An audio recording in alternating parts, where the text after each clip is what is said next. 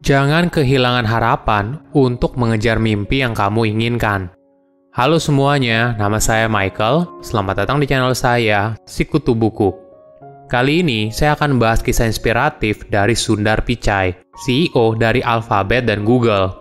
Pichai pertama kali bergabung di Google pada tahun 2004 dan sejak saat itu menaiki tangga karir hingga sampai ke puncak. Dia merupakan tokoh di balik kesuksesan Google Chrome sebagai browser paling populer di dunia, dan pencapaian ini mendorong karirnya untuk menjadi CEO saat pendiri Google memutuskan untuk mundur. Sebelum kita mulai, buat kalian yang mau support channel ini agar terus berkarya, caranya gampang banget. Kalian cukup klik subscribe dan nyalakan loncengnya.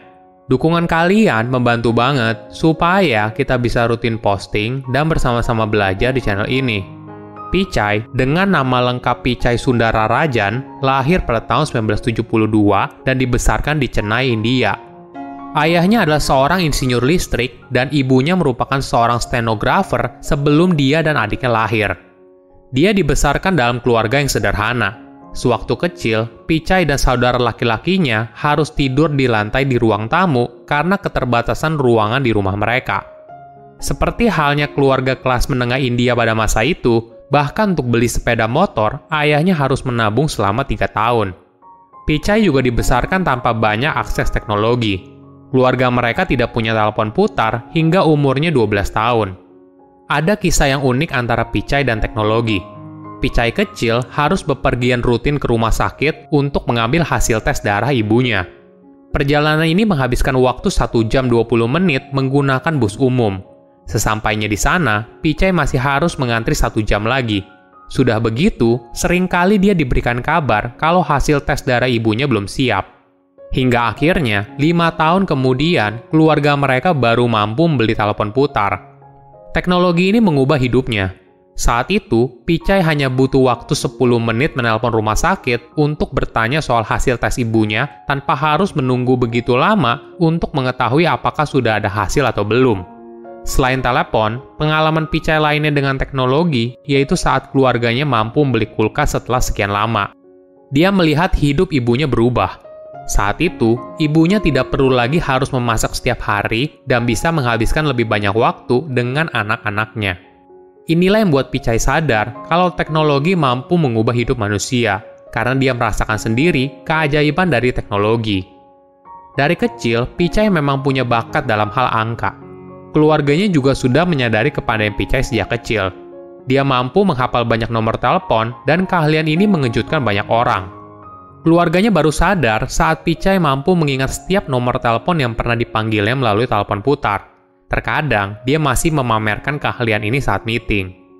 Setelah mulai tertarik pada komputer, program pertama yang dibuat adalah permainan catur. Pichai mengambil jurusan teknik metalurgi di Institut Teknologi India, Kharagpur. Kesuksesannya di sana membuat Pichai berhasil mendapatkan beasiswa untuk kuliah lanjutan di Universitas Stanford. Satu hal yang mengejutkan adalah biaya pesawat dari India ke Amerika Serikat lebih besar daripada pendapatan tahunan ayahnya. Namun hal ini tidak membuat keluarganya menyerah. Ayahnya lalu mengambil pinjaman dan menggunakan semua tabungan keluarganya untuk membelikan tiket Pichai ke Amerika Serikat. Saat itu juga merupakan pertama kalinya Pichai naik pesawat. Sesampainya Pichai di sana pada tahun 1993, dia kaget kalau di Amerika Serikat semuanya mahal. Sebagai contoh, panggilan dari Amerika Serikat ke India waktu itu lebih dari $2 per menit. Dan harga tas punggung di sana sama dengan gaji ayahnya sebulan di India. Walaupun begitu, perpindahannya dari India ke Amerika Serikat merupakan hal yang tepat. Sesuatu yang awalnya hanya didengar melalui cerita pamannya, akhirnya Pichai punya kesempatan untuk berada di sana. Saat masih muda, orang lain banyak memberitahu Pichai kalau dirinya tidak kuliah di universitas tertentu, maka itu adalah akhir segalanya. Dia tidak akan bisa menjadi orang yang besar di masa depan. Namun hal ini tidak mengecilkan hatinya. Pichai terus berharap, bekerja keras, dan mengejar mimpi yang dia inginkan. Itulah yang kemudian ibaratnya alam semesta mendukungnya mencapai mimpi yang diinginkan. Coba bayangkan, apabila dirinya tidak mengajukan beasiswa di Stanford University, pindah ke Amerika Serikat, lalu kuliah di sana, belum tentu Pichai menjadi CEO Google dan Alphabet seperti sekarang. Inilah yang lalu membuat dia sadar kalau hidupmu akan seperti apa tergantung pada dirimu sendiri, bukan dari apa yang dikatakan oleh orang lain di sekitarmu. Namun tentu saja, lulus dari universitas terbaik bukanlah jaminan, tapi hal ini sangat berpengaruh. Pola pikir tersebut yang harus dipahami, karena hidup bersifat jangka panjang. Jadi yang penting, kamu harus nikmati prosesnya dan jalani passion yang kamu inginkan. Pichai menjalani interview di Googleplex pada April Mop tahun 2004. Ini merupakan hari yang sama di mana Google meluncurkan Gmail. Semua orang termasuk Pichai awalnya berpikir kalau layanan email gratis Gmail merupakan satu dari sekian banyak prank yang dibuat oleh Google. Saat pertama kali bergabung, Pichai diberikan tanggung jawab sebagai product manager. Tugas pertamanya bekerja pada Google Search Toolbar. Namun pada tahun 2006, ada sebuah tantangan besar. Microsoft membuat Bing menjadi mesin pencarian utama mereka di Internet Explorer. Keadaan ini sungguh tidak mudah. Namun Pichai tidak kehabisan akal. Dia berusaha meyakinkan pabrikan komputer untuk pra-install Google Toolbar pada mesin komputer mereka. Hal ini dilakukan untuk menangkis langkah yang diambil oleh Microsoft. Kesuksesan ini lalu mendorong pendiri Google, Larry Page dan Sergey Brin, untuk menciptakan laman pencarian sendiri.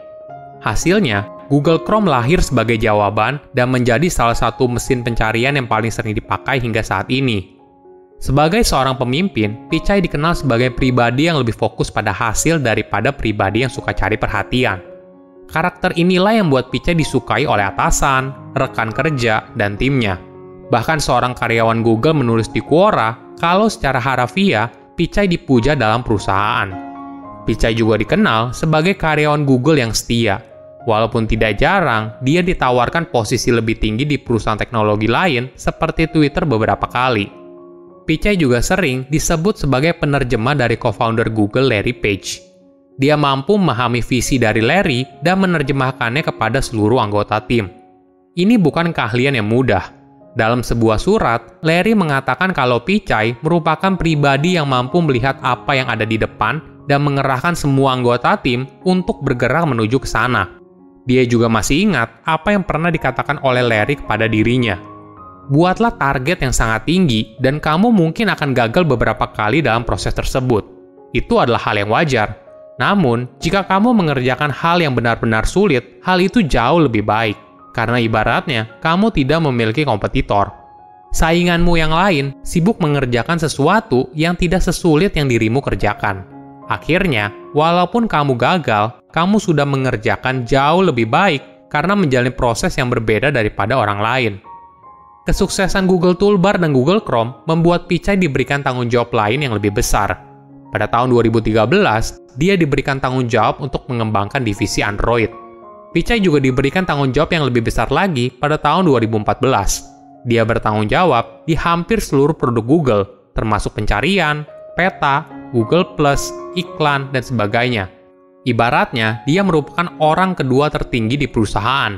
Hingga akhirnya, Pichai didapuk sebagai CEO Google, dan pada tahun 2019 diberikan tanggung jawab juga untuk menjadi CEO dari induk perusahaan Google, yaitu Alphabet Inc.